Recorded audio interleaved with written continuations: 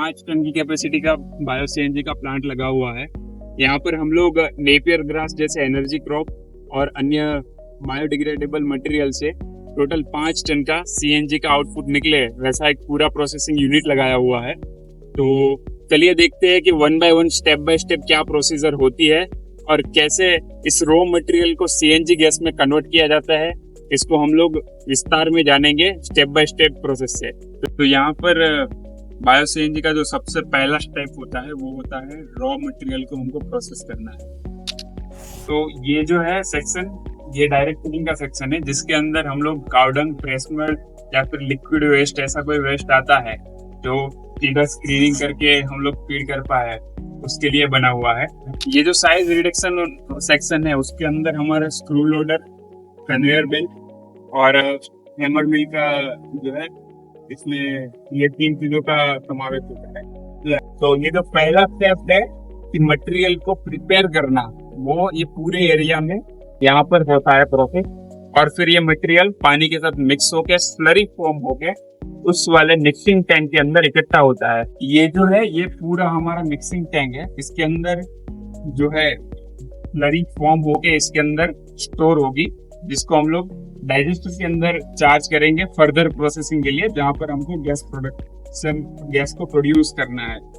तो जैसे पहले स्टेप में हमारा स्लरी प्रिपेयर हुआ, उसको डाइजेस्टर के अंदर, वो जो पूरा बायोटेक्नोलॉजी पे काम करता है, उसके अंदर चार्ज करने के लिए ये पूरा हमारा सेक्शन, पाइपिंग सेक्शन लगा हुआ है, जिसके अंदर ये जो स्लरी है सबसे पहले डिस्ट्रीब्यूशन हेडर के अंदर आता है और यहाँ से फिर डाइजेस्टर 1 में जाएगा, डाइजेस्टर 2 में जाएगा, या फिर उसको और कहीं चैनलाइज करना है, उसके हिसाब से पूरा डिजाइन इसको किया जाता है।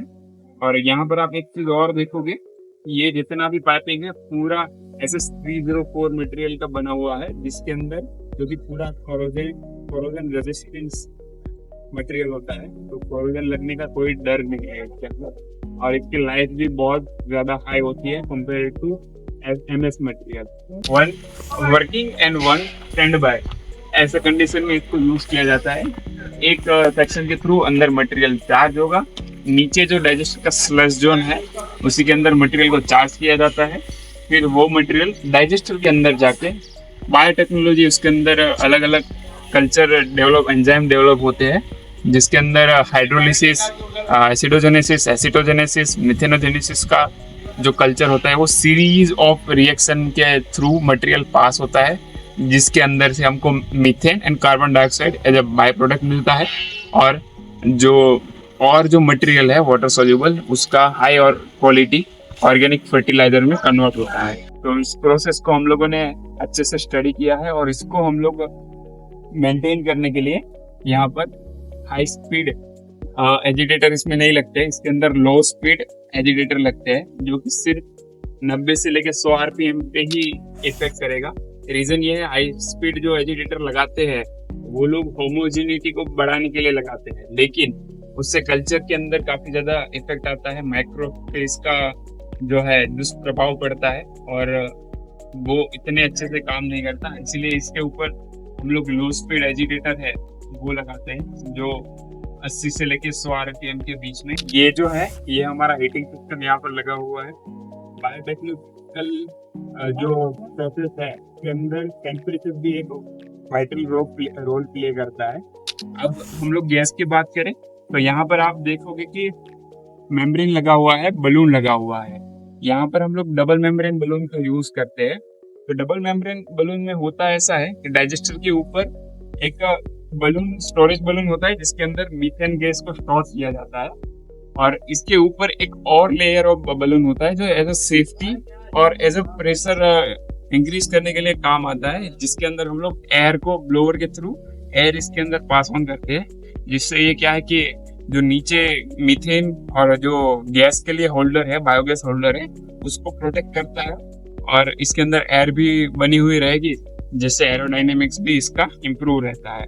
तो जैसे हमने देखा कि फीड प्रिपरेशन से लेकर गैस प्रोडक्शन तक का जो भी यूनिट्स है, वैसे ही जो गैस बनता है उसके अंदर बहुत सारी इम्प्योरिटीज होती है, जैसे कि कार्बन डाइऑक्साइड हो गया, हाइड्रोजन सल्फाइड हो गया, H2S और मॉइस्चर वगैरह रहता है, जो कि CNG में हमें उसको निकालना पड़ता है CNG में कन्वर्ट करने के लिए। ये जो पीएसए सिस्टम है ये हमारा वीपीएस बेस्ड सिस्टम है। इसके अंदर वैक्यूम के थ्रू इसको रीजनरेट किया जाता है। अब ये आप चार टावर देखोगे जिसमें दो वर्किंग और दो रीजनरेशन में होता है। स्टेप बाय स्टेप प्रोसेस होती है जिसके अंदर एब्जॉर्प्शन और डिजॉर्प्शन का process step by step automatically cycle के बेसिस पे होता रहता है।